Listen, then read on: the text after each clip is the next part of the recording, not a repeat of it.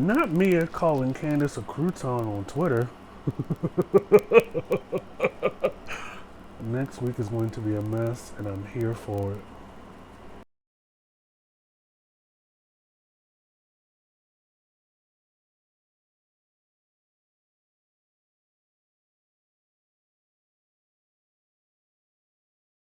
Hey guys, it's Mr. Fox of the I Refuse podcast. I finally got a little bit caught up on Potomac housewives.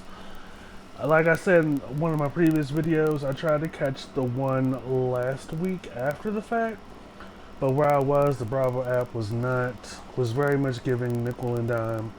Ooh, shout out the ghetto. So we opened up last night's episode with a continuation or the fallout from Wendy's clearing of the room. Um, I caught the gist of it through bits and pieces. Good for her. Giselle seemed not too affected by it, but Robin had a lot to say, which leads me to my continuing codependent thing that I noticed between not Wendy, but Giselle and Robin. More so on Robin's part. When I first started watching the show, Robin and Giselle were my favorite. But as the show went on, I started to notice that they're one thing together outside of the group. Cute girlfriend, supportive, sister, blah, blah, blah, blah, blah. And they're even funny when it's them and Karen. But in the bigger picture, when they're around the other girls, it's like I said in the previous video, Giselle shits, Robin wipes. At this point, was it a not so good dig on Wendy's part to Robin about her relationship? Probably not, because Giselle was the focal point. Unfortunately, what Robin seems to be doing a lot lately is getting defensive, interjecting herself, I guess, in her mind as a means to protect Giselle, even though Giselle's messiness and shadiness is a one-woman show. Robin makes herself collateral damage. And the way Robin made the rest of the time at the house during that episode about her issue from what Wendy said was like all of about 2 seconds. But Robin played it out well into the dinner, well into the pool and the hot tub, being very passive aggressive, into her Zoom call or Skype call with Juan. It was just a little bit much. It just very much gives me that Robin is deflecting at this point about the nuptials or the actual validity of their relationship. And it's also surprising that, Robin all of a sudden has all this energy during this episode that is oddly, conveniently vacant when she's at the house with the boys and her husband. And did I miss that one of her sons has a 48% in English class? And you, Fula Line and Lady Mama Line and Itchy Itchy Guy, yeah, all up and down the Williamsburg house. And by that point, like, they had the dinner at the restaurant prior to Ashley's arrival, and Robin couldn't really speak up enough about Juan possibly not finding the depression and the laziness attractive, and Robin not really giving us much this far, 8 episodes in, as to what the relationship is giving or the dynamics at this point. Robin is a little depressed, and given what we see from the mid-season trailer, it's not looking too good. At this point, it's very clear that Robin has a decision to make, there is no rumored talks as to her possibly getting fired, her quitting, her leaving the show. But as a consistent Bravo housewives, I mean, I really only watch Atlanta and Potomac at this point. I may fool la la over in Beverly Hills or to New York sometimes, but Atlanta and Potomac are where it's at. Like, given the logistics and the requirements around any reality show, especially when the word housewife or housewives is part of the title, they're going to want you to A, show more of your personal life, B, have some kind of roadmap as to relationship. I think at some point when during Kenya's tenure over at Atlanta, that was a few of the things that in limbo or in question. And it's funny to me that last night Robin was carrying on in Fula Line to the point to where she was saying, "Oh, I know who I'm not inviting to the reception, to the wedding, to the bridal party, to all this other stuff." And a lot of us out here are like, "Girl, you're not even invited."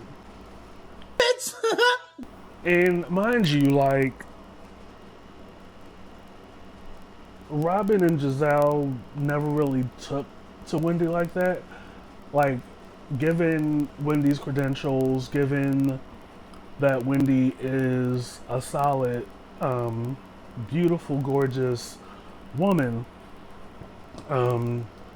there wasn't much of a sisterly vibe last season between the three of them anyway.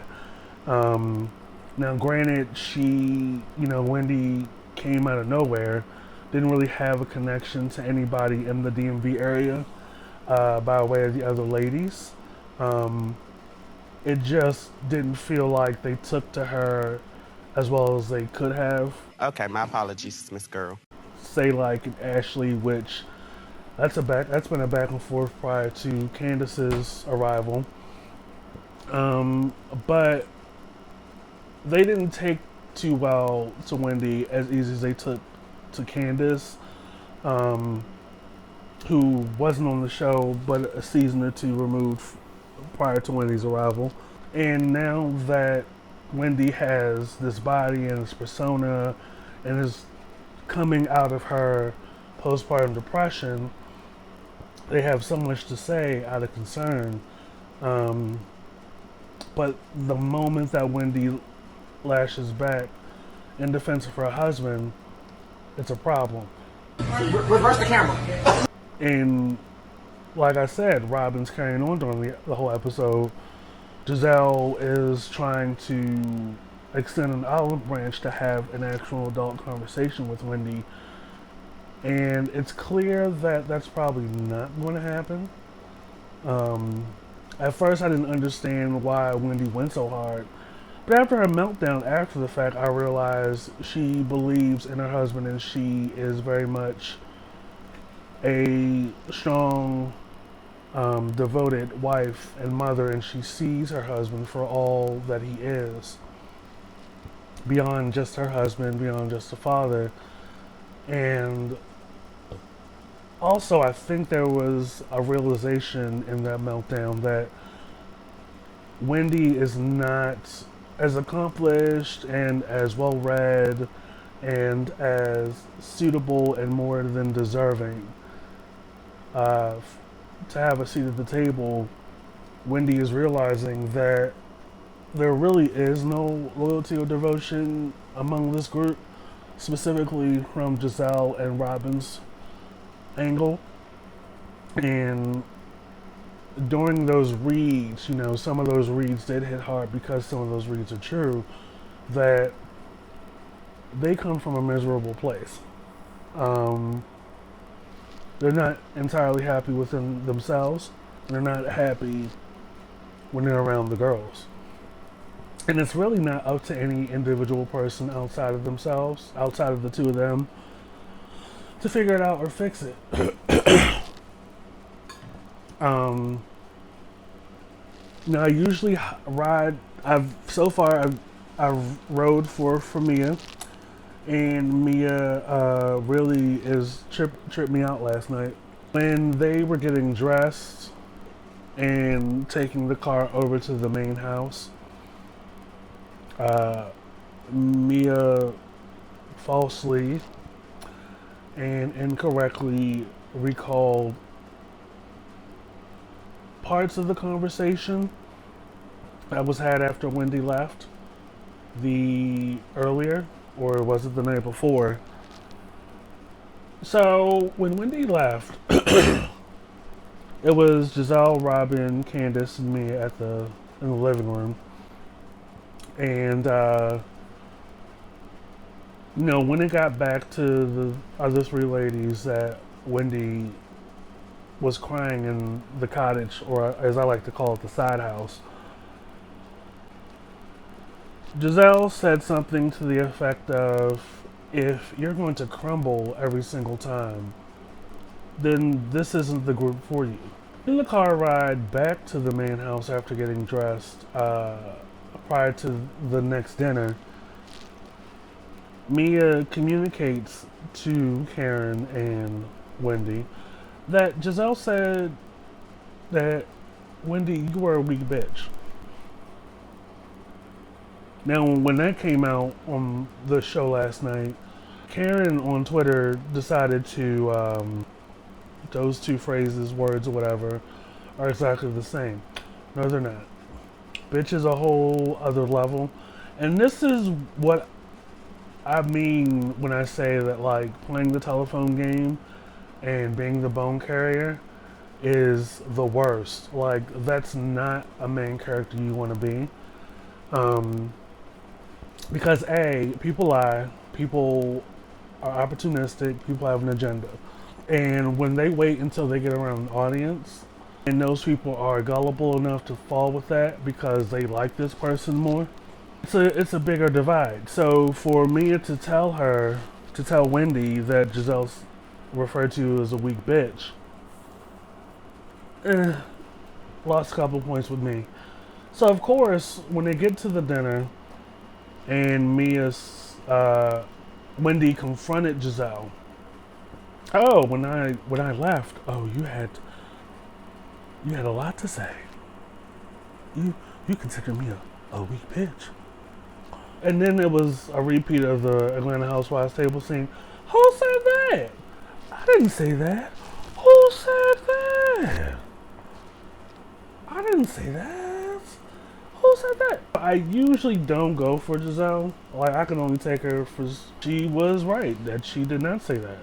And Candace co-signed on that. A moonwalk, backpedaled, Roger Rabbited back off of her earlier statement and said, well, that's how I took it. Me a girl.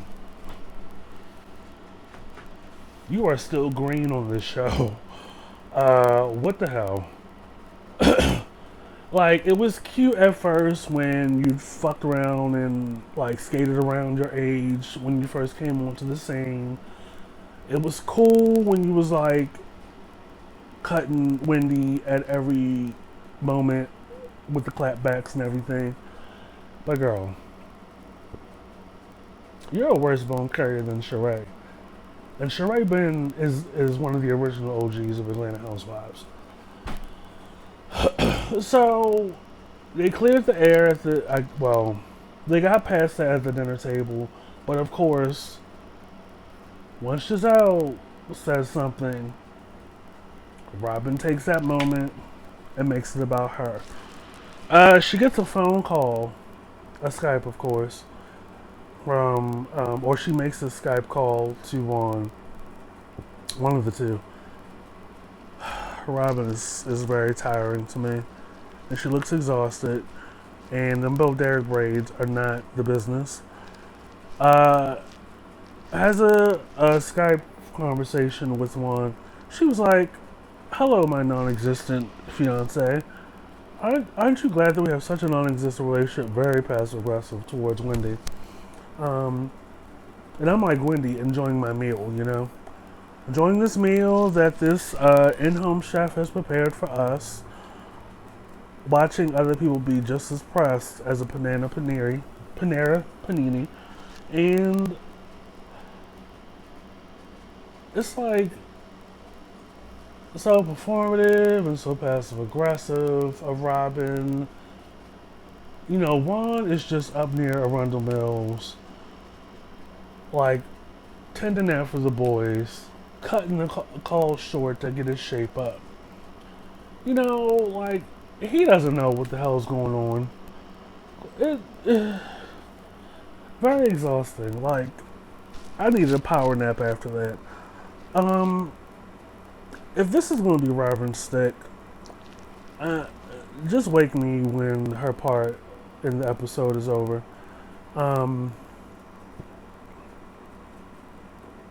Maybe it ramps up after this point moving forward. We didn't get the salad tossing. That didn't come out the way I thought. We didn't get the salad fight between Mia and Candace in this episode, maybe next episode.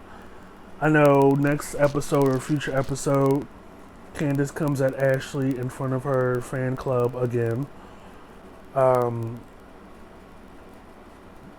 Now, for me, and it's probably becoming apparent to some of y'all out there, that Candace still holds a grudge against Ashley over the Monique situation, which all the repercussions that are coming Candace's way is a direct reflection of her pressing charges and her running her mouth after her scalp got tilted. She still has the out for Ashley. It was like the gravitas of in the previous episode, last Sunday's episode, had passed, and yet and still you took your bird-shaped ass into the kitchen to confront Ashley about dropping a tepid, lukewarm, pint-sized bomb at a group outing. Now, whether you love Ashley or you hate Ashley or you're not a particular fan of Ashley's, it's something that needs to be said and in front of everybody. Some things has to be discussed. If we're supposed to be friends, if we're all supposed to be harmonious, and we're on this vacation supposed to bond, it very much needs to be brought up.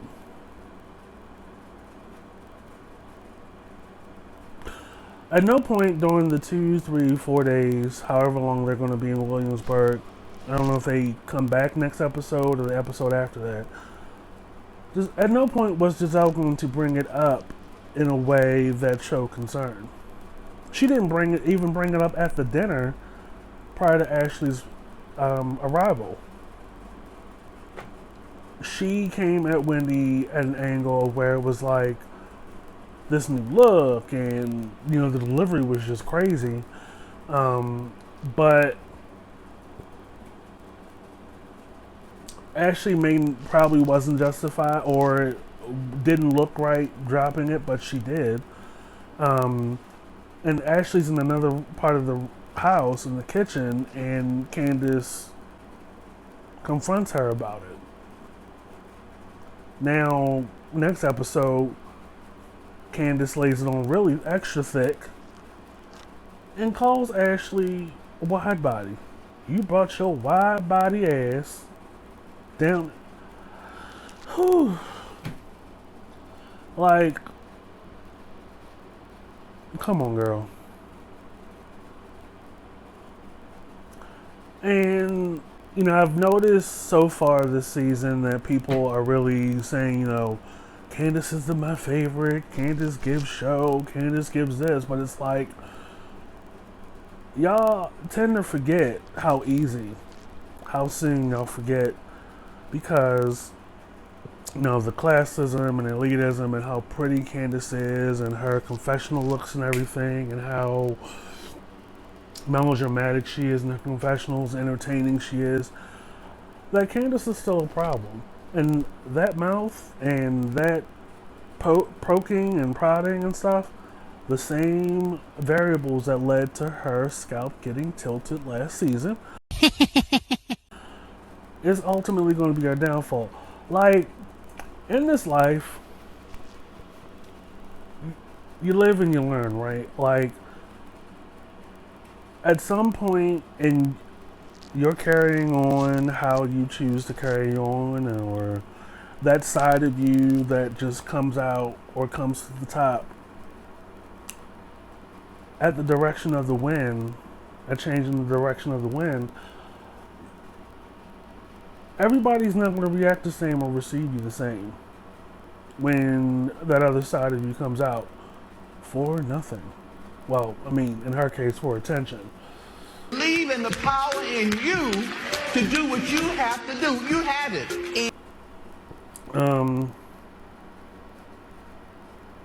Does Candace try to play the peacekeeper? Yes. Last night episode, when her and the rest of the girls went to go play tennis, while Wendy, Mia, and Karen went to Karen's key ceremony, like, she just didn't understand why they just couldn't get over this part. And of course, Robin was carrying on from a 2-second jab. Like, Candace has promised to be mature,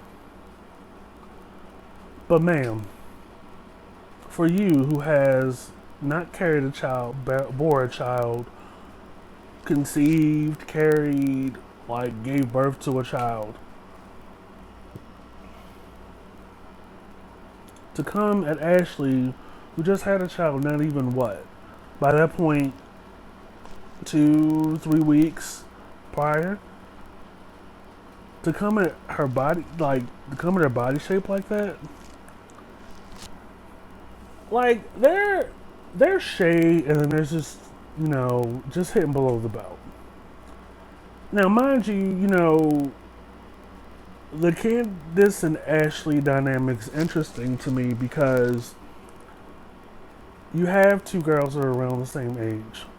Like, I don't know, maybe Ashley's younger than Candace, maybe a little bit, but you would think two women in a similar age group who are around the same age, who have similar standing in the group, could, like, be friends to some degree. Like, Candace can't seem to let go of the Monique situation, and with that, her grudge against those that she perceived were taking Monique's side. Like, nobody told you to go to the courthouse and press charges. You could have just put ice on that forehead and went to sleep. But that's another conversation. So that chaos continues the rest of the season. She calls Ashley wide body. They're at another event, sitting across from each other, giving each other the middle finger, mocking each other, which is Ashley's still low-key one of my favorite on the show. Karen remains a favorite of mine. Mia is my new favorite, save for that miscommunication, that lie last night in her delivering the message, which I just never could get with adults. I could never get with adults doing that. Like, if you're gonna say somebody said something, say it word for word, not how you took it. That's how you get shit fucked up, and I'm sure it's gonna go downhill from here. Because as you see, me and Candace get into it again. Candace's mouth calling that girl a whore. Go back to your pimp or something. It looks like the season finale, it will be Karen and Ray's remarriage, recommitment ceremony, which is cute. Um, I like the two of them. Michael and Chris get into it at the ceremony. I guess it's a continuation of last season. Candace's mom implies that Chris is on Candace's coattails. Which, by the way, like, I have yet to see, we're about 8 episodes in this season, I have yet to see any backstory as to what Chris is doing. They moved into a bigger house that it was subtitled as their house. Yet you never see anything that Chris is doing professionally. And just as quick as two of his kids came into the house, you don't see him anymore. You don't see any more footage. But maybe, we'll get to see that later. I don't know. While I don't necessarily agree that Wendy's husband, like I think I said in the previous video, has an outside baby, I do think he probably stepped out a little bit. I find it interesting that, all these stories are coming out around this time, given that Wendy really, isn't a name yet. You know what I mean? Having watched reality TV, this era of reality TV, I noticed the timing of things are a little suspicious and how they line up to what we see play out in an episode. For example, Love and Hip Hop Miami, right? When Trick was dating the young girl who I think had braces,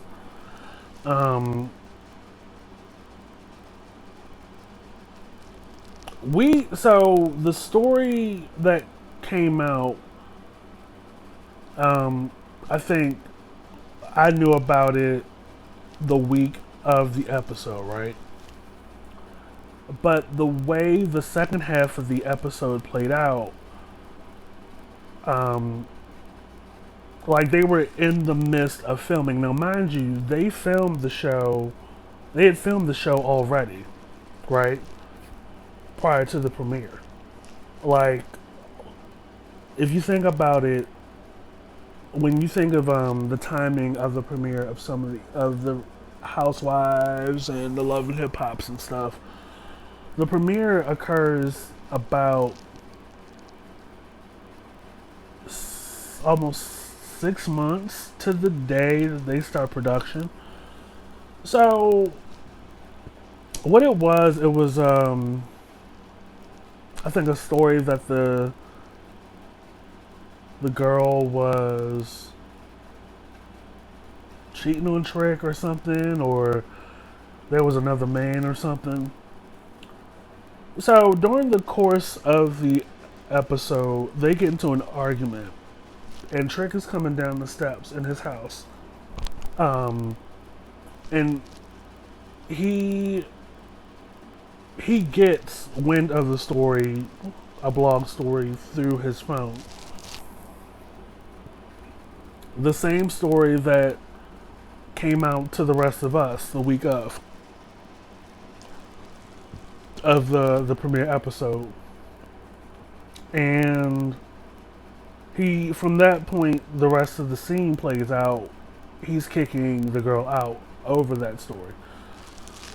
Now, I found it quite suspicious because it was like, well, how did either this story ran twice, or they just produced this episode the same day or the week before, because it was how it was just very weird to me. I can't really explain it because it had been a while, but we didn't hear anything leading up to the premiere of this season about an outside baby or about Wendy's husband cheating. There wasn't even an inclination last season. Like, all throughout the season last season, he was right up under her. And they did the ceremony. She had the baby. They showed the baby. They did the whole... It was like the Jeffersons up into that piece last season. Like, there was no insinuation. There was nothing in the air. There was no, like, foreshadowing. But as this season goes on,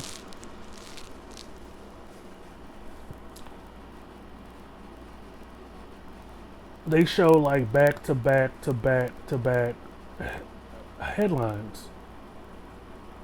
But none of us found any of that before, during, or since. I just hope that like this angle is not like a storyline attempt to keep Wendy going or keep Wendy on the show. Like, I'm more fascinated when I see Wendy excusing herself to do the commentating over Skype, seeing like news junket clips of her debating, her being, you know, Dr. Wendy. I don't think Johns Hopkins is going to allow cameras on their campus so we can see her professing. But I'd like to see that. Like, I don't really particularly care for the Wendy professing onto the other women as to how they should act, how they should be, yada yada yada yada. Like, we get that you have degrees, but for you to grandstand and soapbox and all that shit and virtual signal, yeah, that's not cute. That's only going to cause more division, and that's not going to make it harmonious. And I hope her late arrival to, or her late awakening to Robin and Giselle's ways is not going to be part of her storyline. Like, Housewives has been around for a while. The way Giselle's acting is not anything new across the timeline of the series. Like, there's always going to be a senior cast member. There's always going to be one that hazes new people. And then there's always going to be a character that's a co-pilot. Then there's like the young housewife, young hip housewife, new to motherhood, adjusting, all this other stuff. And there's one that's going to be around her age that all the hit popular girls insulate and cover and keep in the middle and protect, and will vote to keep her a part of the cast. You know, you have a revolving door of new people that you try out. Probably last a season or two. Honestly, don't think within the next 2 or 3 seasons Wendy and Mia will remain. I think Robin at some point is going to have to make a decision as to her role on the series, and it's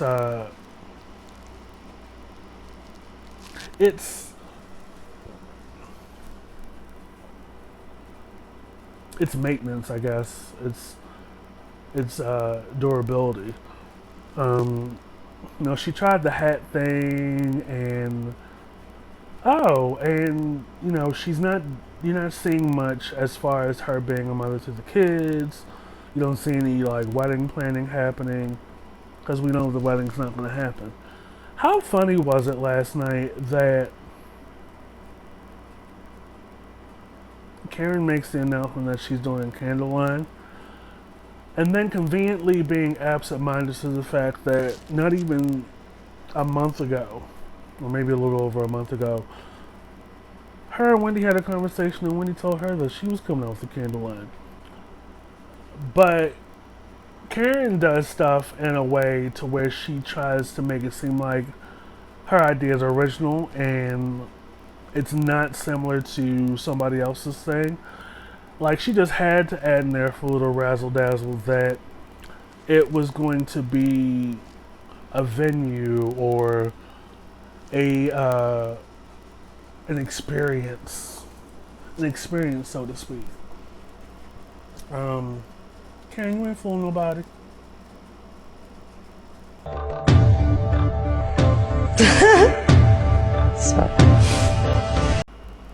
Now, when Robin came out of nowhere last night and said, "Oh, I was in the Bad Boy for Life music video," and then they showed a clip, like a still,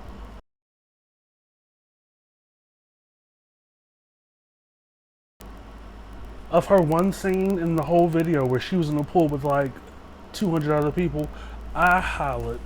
Like, she hyped that up like she was like Kenya in the Money Ain't a Thing video, where Kenya was actually in the car, the only female in the car with Jay-Z. Robin girl, what is going on over there? It's just a lot of nothing happening.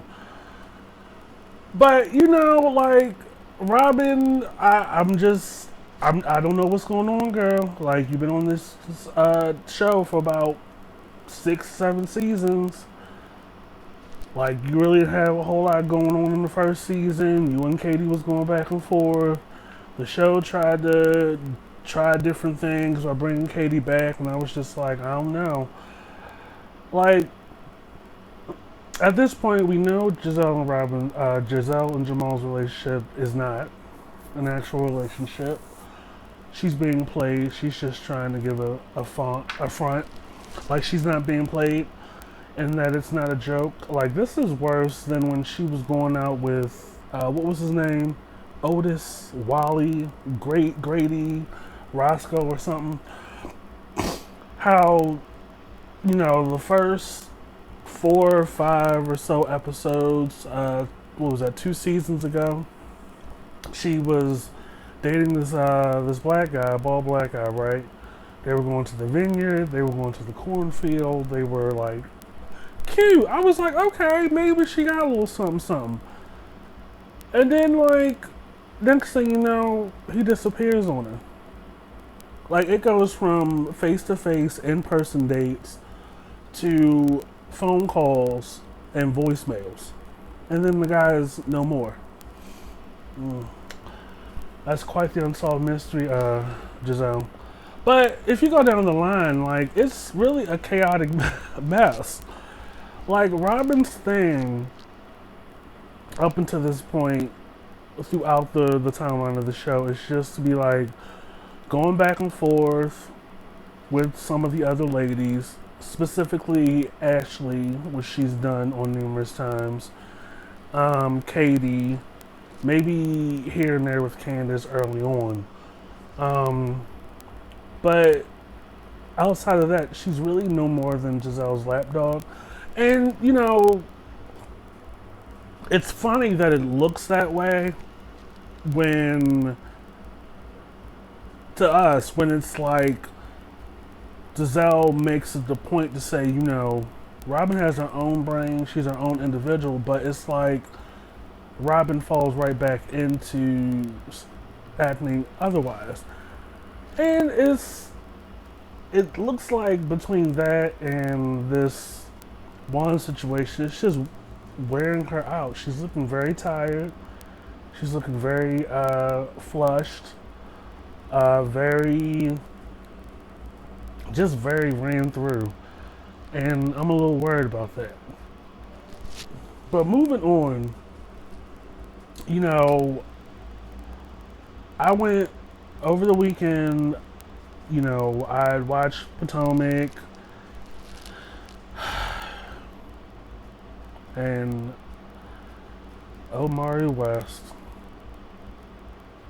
his label finally released Donda. They were very tired of him holding himself hostage, Hotel Rwanda style, up in that Coliseum or stadium, wasting all those people's time. And it was a sold out listening party up in that Coliseum. Like, it turned into real world Kanye. Like, they had cameras and he did a whole performance thing where Kim was in the wedding dress. He was doing push-ups and doing weightlifting during the listening party. And then at some point he walked across the Coliseum floor and set himself on fire, and then he was pulled up towards the ceiling. And this is just a listening party. And then in the back, you know, the area where like entertainers hang out and the basketball players and athletes go after the game or between you know, rounds or quarters. He got like a bed and a flat screen TV. He's dressed in all black. He's got the pointed headed face shield, like all different looks and everything, right? And it had been going on like this for about a month. And the release date kept changing. And at some point, this Drake Kanye beef came out of nowhere. Apparently, it was alleged that Drake never really got over the revelation about him having a son coming out by way of Pusha T. And Drake knew that the only person he told and showed pictures of his son to was Kanye. Now, mind you, that was almost 4 years ago. So that came and went. Certified Lover Boy was pushed back, you know, last year. We thought it was going to be coming out in January and then March. And then it was alleged that Drake was going to try to drop it the same day that Kanye was initially supposed to drop it, which I believe was some point in August, earlier this month. And Universal, Def Jam or whatever was just like, look here, we just gonna drop it. And it was so messy that beyond the time on the specific date, which I believe was Friday or Saturday in the morning. It wasn't even on Friday. It was like Saturday at 10 in the morning. Jail Part 2 was grayed out. And I started listening to the album. I realized that Hove was on the Jail Part 1, which is, I think, is the second or third track on the album.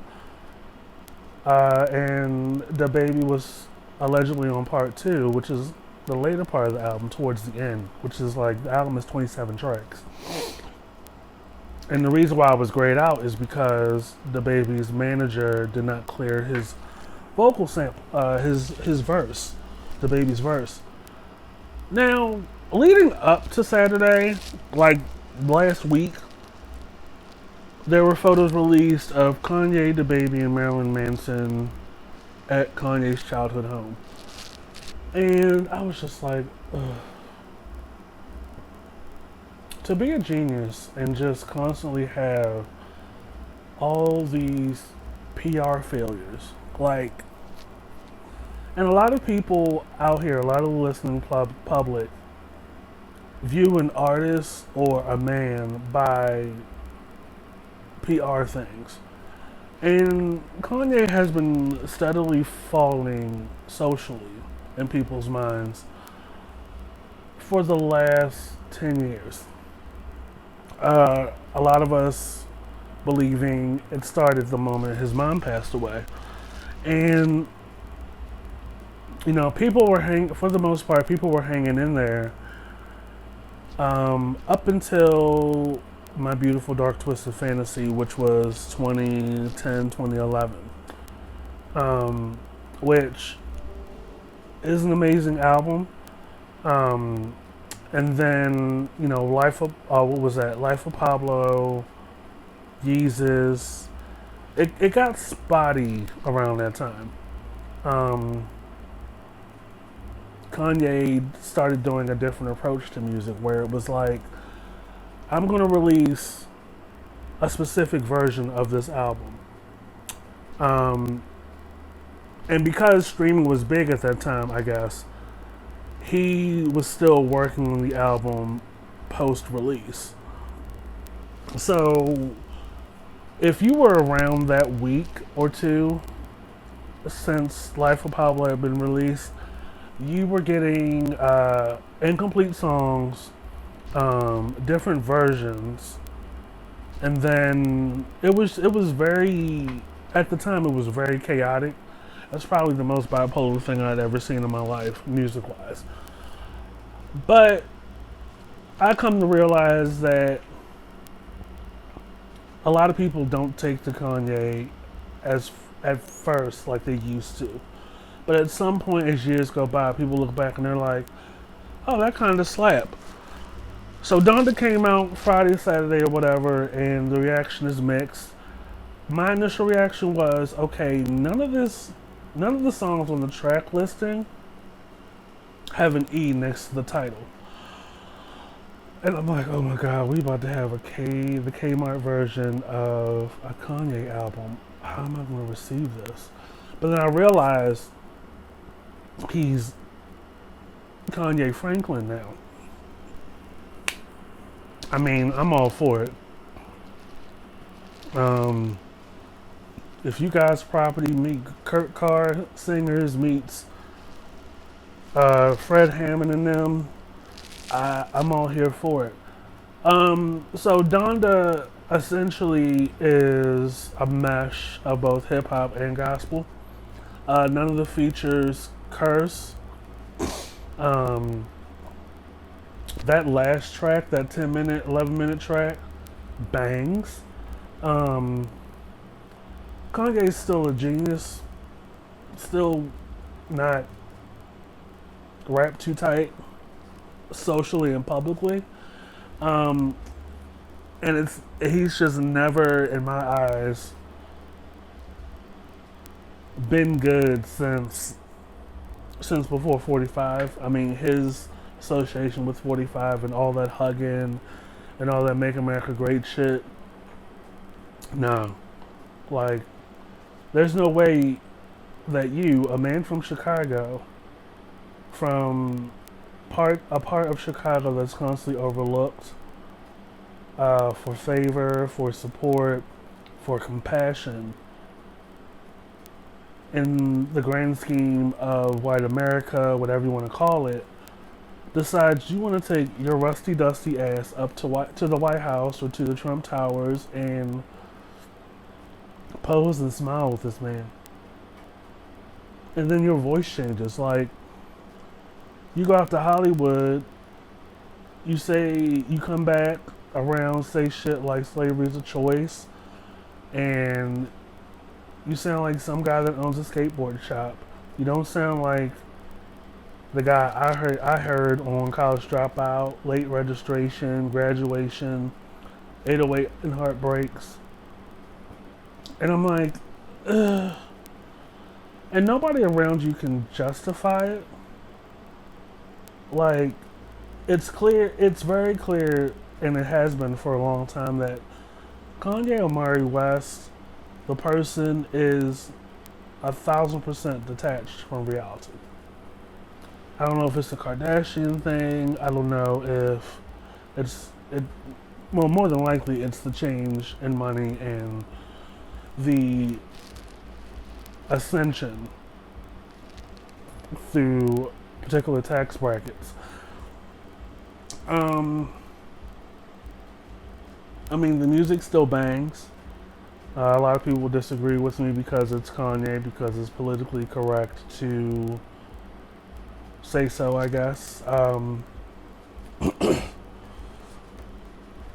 Kanye will probably never recover from this sunken place he's currently in. But in the grand scheme of things, if you think about it, he hasn't violated anybody. He hasn't impregnated teenagers and told them to get an abortion. He has never married a teenager. But I respect other people's opinions and other people's inability to separate the artist from the person. Call him what you want. I like Donda. It's not his best, but I understand that he is in a different phase musically. We're probably not going to get something else along the lines of Beautiful Dark Twisted Fantasy or Life of Pablo. This new direction is, you're probably going to get more Kanye Franklin, Kanye Hammond, Kanye Lalonda Adams, Kanye McClurkin, God's Property, Kanye Sheared.